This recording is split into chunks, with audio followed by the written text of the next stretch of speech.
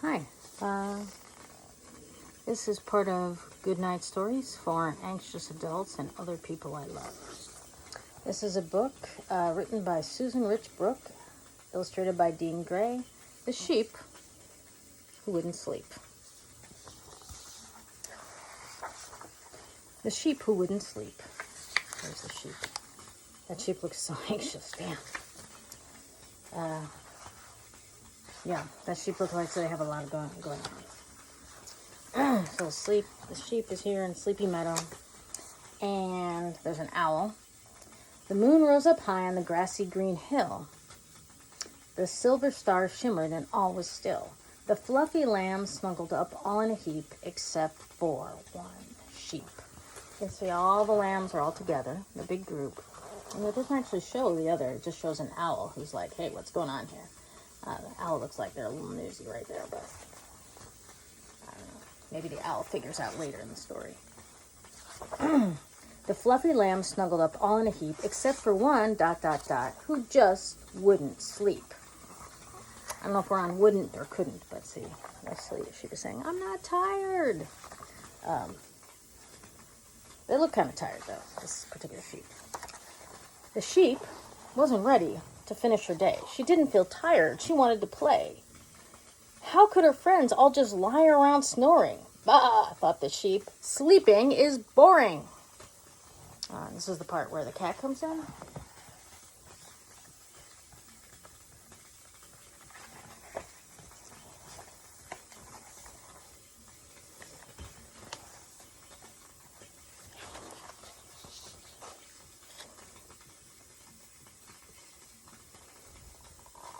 She wanted to run and to skip and to leap. The last thing she wanted to do was sleep. You see, the cat just very... Not the cat, the sheep. This is Sauce the cat, by the way, for folks who might not know. Hush, said a rabbit. Will you please quiet down? It's hard to get rest while you're leaping around. If you're having trouble with falling asleep, just do what I do and try counting sheep. This very meta conversation that the rabbit, who seems so angry, is having with the sheep. Now, I think the sheep looks anxious, but up until this point we're being told the plot is that the sheep is just like really wide awake and happy. So I don't know, maybe I've misunderstood the point of this book. We'll see. Counting her friends kind of sounded like fun. Oh, that sounds like terrible. Like, oh, do I have enough friends? Oh, no, this is... Thanks, said the sheep, and she started with one. But the sheep in her mind ran a zigzagly line, so she kept losing track. Was it 8 or 9? So again, the sheep is actually not anxious. It's just having an executive function problem, I guess, about whether or not there's 8 sheep or 9 sheep. But also I think that would be hard for anyone to be like, okay, you can't sleep, so just count the number of friends you have. That sounds like don't do that, anybody. Although, a great book, just if you're a sheep, or if you're, don't count how many friends you have if you're trying to sleep. Thinking and counting soon made the sheep dozy. She flopped on the ground, but she still couldn't get cozy. And I'm really loving the dozy and cozy rhyme. That's amazing. Because what else would rhyme with cozy? Not cozy. Still not cozy. Meh. I love a sheep saying meh. I also kind of love that my cat decided to get cozy for this reading session. I guess this is just part of it. So she can't get cozy. Your wool, said a hedgehog, is as soft as can be. But be thankful you don't have prickles like me. Oh, then there's the guilt thing. Oh, nice. Okay.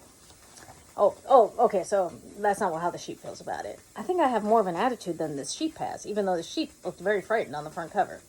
The hedgehog was funny. He made the sheep giggle, which made her legs jiggle, and made her tail wiggle. And soon, after some jigglings and wiggling about, she found she had wiggled her sillies right out. Oh, so the sheep, it turns out, was not anxious, which is, I guess, why the sheep did not mind counting her friends. She just needed to wiggle her sillies out. The sheep closed her eyes. Was something beside her? Oh, here it goes now. Okay, all right. Now we're getting to the part I relate to more. The sheep closed her eyes. Was something beside her? She popped her eyes open and shrieked, "Eek! A spider!"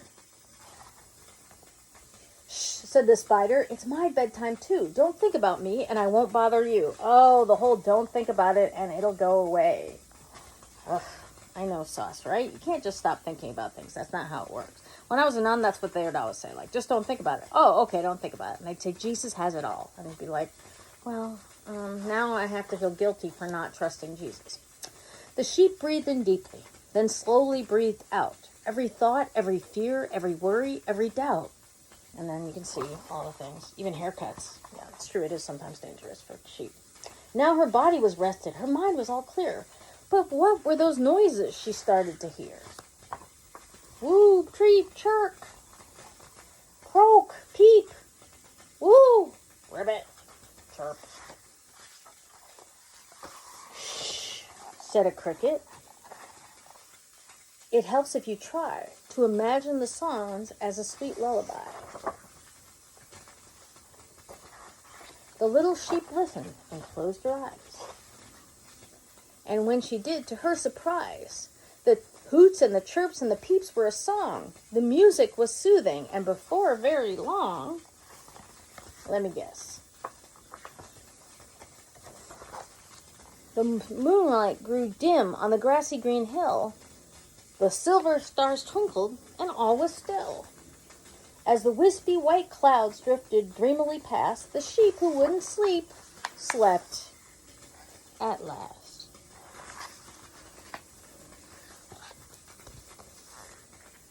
So I guess, like, if you live right above the F train, maybe you can turn the sounds of the subway into a lullaby? I don't know.